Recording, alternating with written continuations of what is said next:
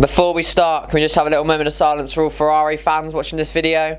It's just not a good time for you at the minute, is it? Hi, I'm a shouty man, and this is the Styrian Grand Prix in 4 minutes. Let's go.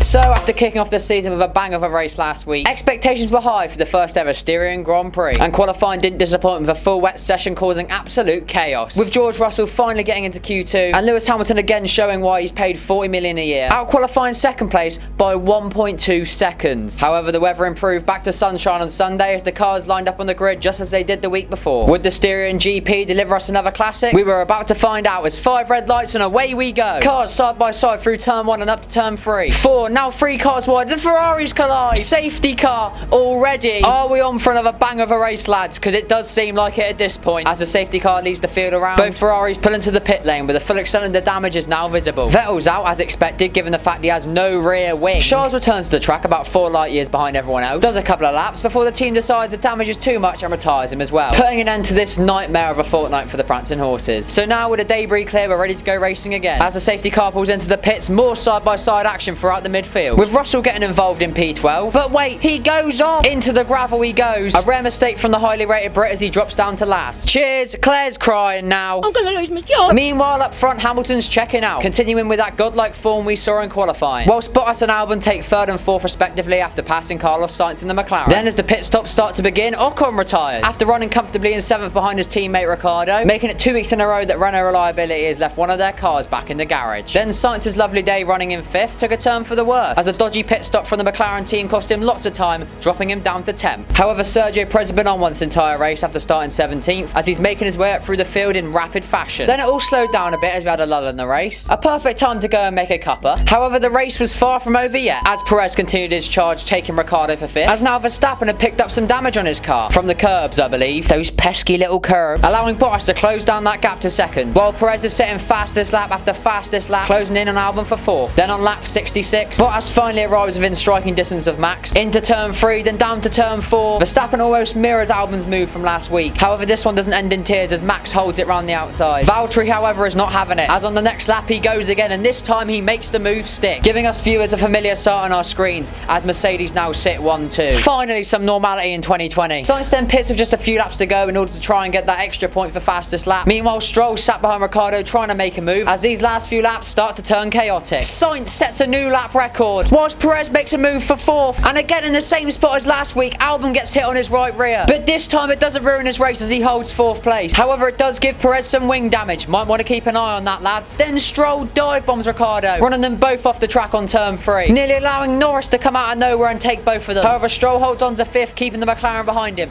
but for how much longer? As Lewis Hamilton crosses the line and wins the Styrian Grand Prix after dominating it from start to finish. Yet the race is not over yet, as into turn 3, Norris is trying to make a move again, and this time he gets Stroll, moving up into 6th place. Crazy. That's got to be all the excitement, right?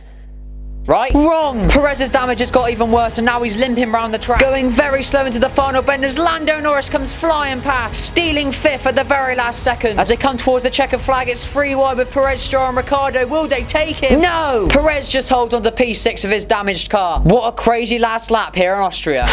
So maybe not quite as intense as last week here at the Red Bull Ring, but still some big moments from this race nonetheless. With Lewis recovering from his form last week, taking a dominating win, Perez having an amazing drive despite the damage, starting from 17th and almost getting 4th place, and McLaren again with the fastest lap of the race 2 rounds in a row. Mental. So that's it, we finish our double header here in Austria. After 2 action-packed races, Bottas leads the championship with Lewis Hamilton right on his heels, the midfield battle closer than ever, and Ferrari really looking like they're in trouble. There's no doubt we're in for a corker of a season, so boys and girls, I'll see you in Hungary.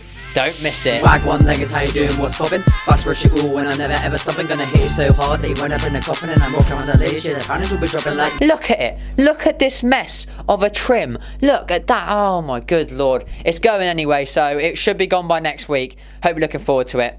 Goodbye.